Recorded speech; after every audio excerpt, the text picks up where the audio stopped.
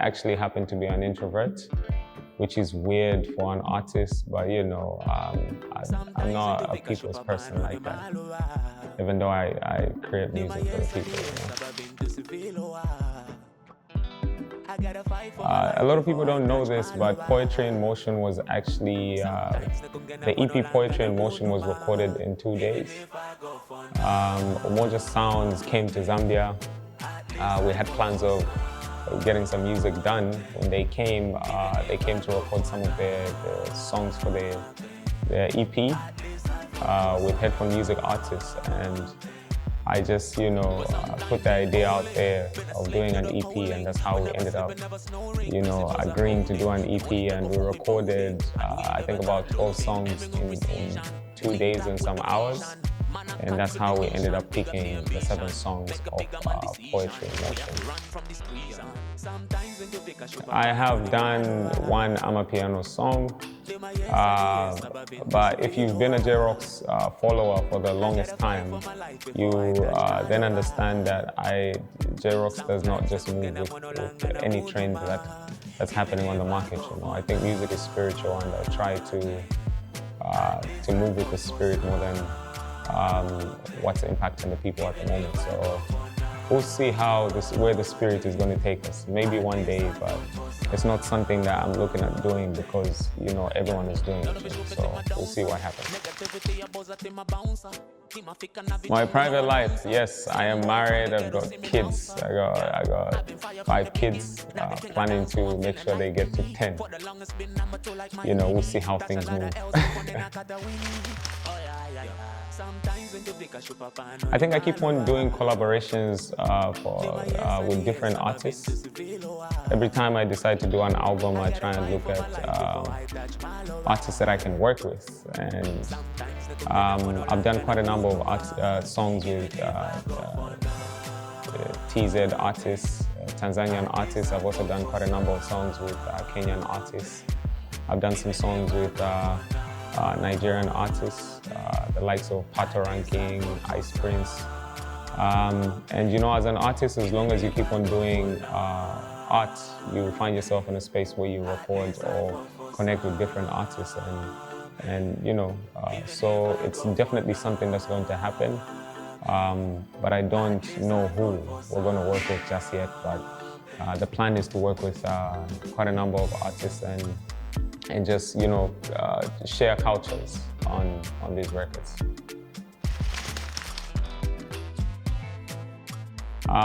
Yes, I like to think every time I get in the studio, I create music that's universal, meaning it's music for everyone. And that's the reason why there's a very good blend of English and some of the local languages. And I'm sure if you do research, you understand that there's a couple of words that we use in Nyanja, that actual words that are used in Swahili. So there's a huge possibility of making sure that the people understand most of the songs on the EP. And I actually even worked on one song with Frederick Mula. He's one of the up-and-coming artists down here in Tanzania, and I think he's got so much potential to be a very huge hip-hop artist. So there's a song called Running on the EP that's actually going to do a couple of runs. Even if I go for nothing, at least I go for something. Even if I go for nothing, at least I go for something. I gotta fight for my life before I touch my life. I think I get inspired by different things on a daily basis, but I am definitely feeling Kusa's vibes.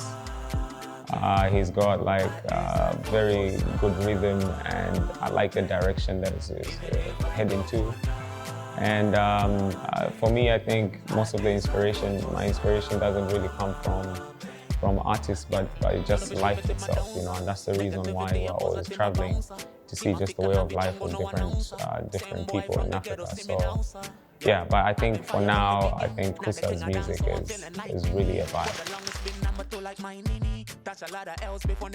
I think African music is the biggest thing right now. We've been able to see lots of American artists trying to have that African groove on their music and doing a lot of collabos. And it's not just American artists, but just artists from outside of Africa trying to collabo with African artists. That already shows you that Africa is where the music is at right now.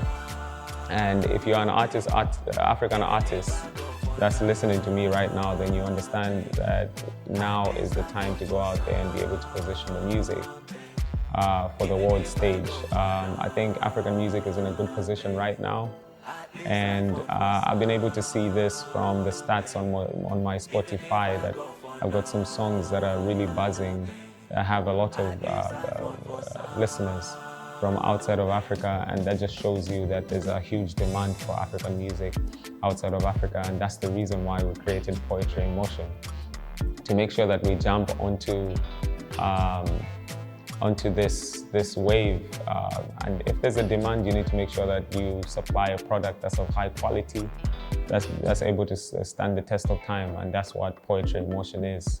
I like to think the album itself, sonically, is able to be placed with very big albums outside of Africa and in Africa, looking at the level of engineering that was done on it. And even just the thought process, the way the music was created, the way the music was recorded. We recorded the EP itself with that in mind, to say we need to make sure that when this song or this EP plays next to an EP or an album that's recorded outside of Africa, it should be able to stand on the same level, you know. So yeah, African music is going somewhere. African music is the biggest thing right now, and I think it'll be the biggest thing for a long time. Guys, I am actually a very good chef that hasn't cooked in a long time. Yeah, you know, I'm a Zambian, and if you're a Zambian, then you do understand that we eat a lot of shima, and shima is ugali, you know. In East Africa, they call it ugali. But so yeah, I enjoy my ugali with kalembla, and I'm not a very big beef person or meat person, but you know, every now and then I find myself in there, but you know, so it's ugali, kalembla, some beans there, you know. Try and keep it simple. I'm not that much of a foodie.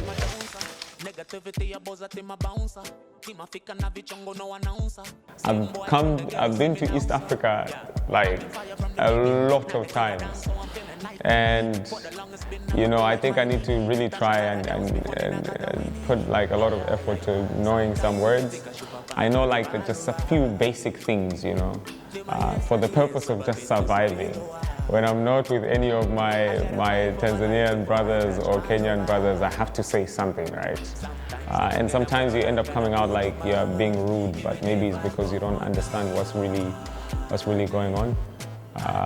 So yeah, I'm not going to try my Swahili right now, but you catch me next time. I have like a couple of lines, you know.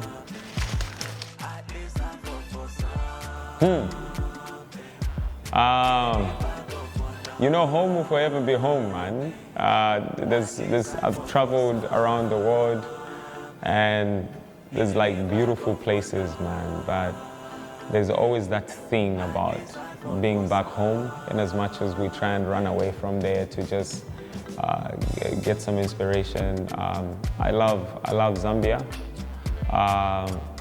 but I love Tanzania too. I love Dar. I've been to quite a number of places, but for some reason, every time I come to TZ, it just feels like it's a home away from home. You know what I mean? So Tanzania right now is like my home, guys. I'm trying to look for citizenship right now. Trying to figure out a way of doing this like dual citizenship.